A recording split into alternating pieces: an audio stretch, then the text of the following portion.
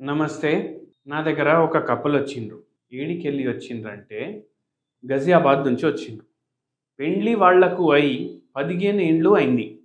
15 ఏండ్లు పెండ్లయినంక గూడా వాళ్ళకి పిల్లలు పుట్టట్లేరు. అండ్ ఇప్పుడు హస్బెండ్ ఏజ్ వచ్చేసి 38 ఇయర్స్ ఉండే. వైఫ్ ఏజ్ వచ్చేసి 32 ఇయర్స్ ఉంది. ఇప్పుడు ఎందుకు పిల్లలు పుట్టట్లేదు అంటే అబ్బాయికి స్పెర్మ్ కౌంట్ తక్కువుంది. స్పెర్మ్ కౌంట్ తక్కువ ఉండడం వల్ల ఆ కండిషన్ని ఆలిగోస్పెర్మియా అంటారు. అమ్మాయికి పీసీఓడి, హైపోథైరాయిడ్ ఉంది. ఈ 2 కండిషన్స్ ఉండడంతో ఏమైందంటే పరేషాని అవుతుంది.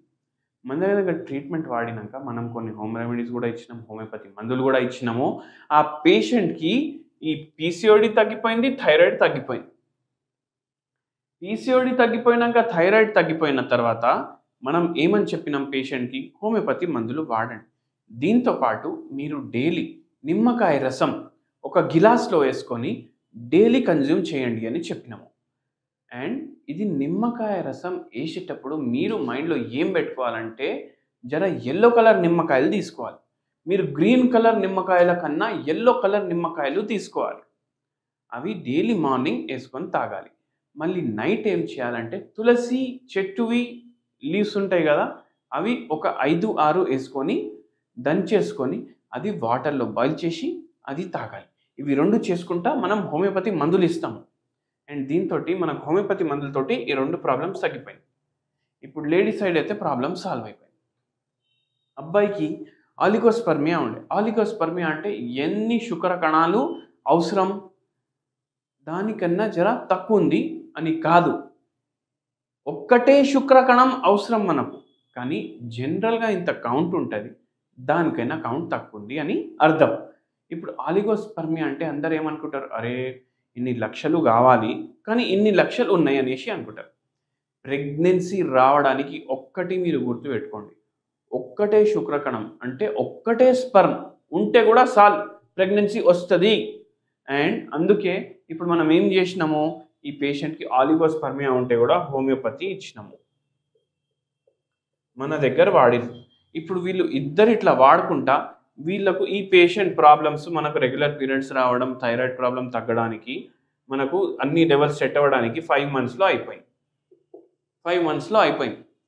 ఈ అబ్బాయికి కూడా సెట్ అవ్వడానికి 3 మంత్స్లోనే సెట్ అయిపోయింది. ఇప్పుడు 5 నెలలు 6 నెలలు అయిపోయినాయి, పిల్లలు పుడతలేరు.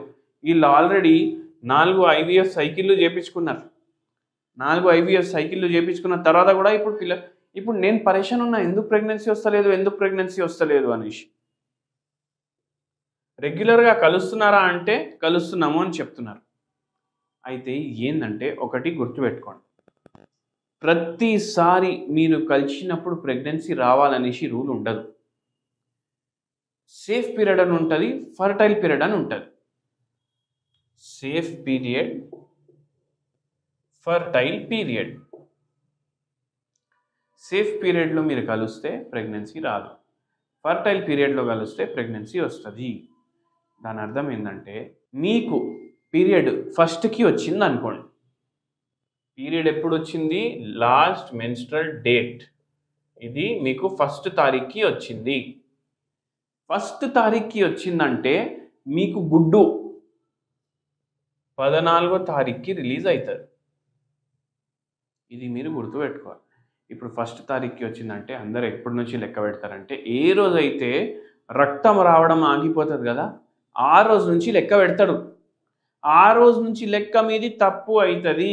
మీరు ఏ రోజైతే మీకు రక్తం రావడం స్టార్ట్ అవుతుంది, మీకు నెల రావడం స్టార్ట్ అవుతుంది, అదే ఫస్ట్ డే లాగా కౌంట్ చేయాలి.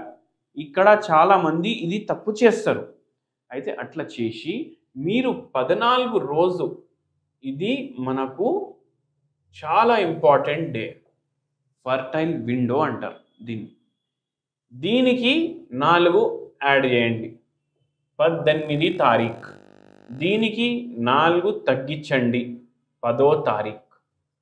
10వ తారీఖు నుంచి మీరు 18 తారీఖు వరకు మీరు కలుస్తూనే ఉండాలి. ఆల్టర్నేట్ డే అయినా ట్రై చేయాలి, రోజన్నా ట్రై చేయాలి, అది మీ ఇష్టం. కానీ ఎన్ని ఎక్కువ అయితే అన్ని ఎక్కువ సార్లు కలవాలి. ఎందుకు అది ఇప్పుడు చెప్తాను.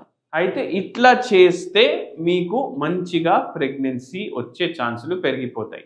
ఈ హోమ్ రెమెడీస్, హోమియోపతి మెడిసిన్, మళ్ళీ ఈ పిల్లలకి వీళ్ళిద్దరికి మనం కౌన్సిలింగ్ చేయొచ్చుడు వల్ల మళ్ళీ ఇది ఇట్లా చెప్పడం వల్ల అంతకుముందు కూడా చెప్పినాము, కానీ వాళ్ళు ఫాలో చేయలేదు.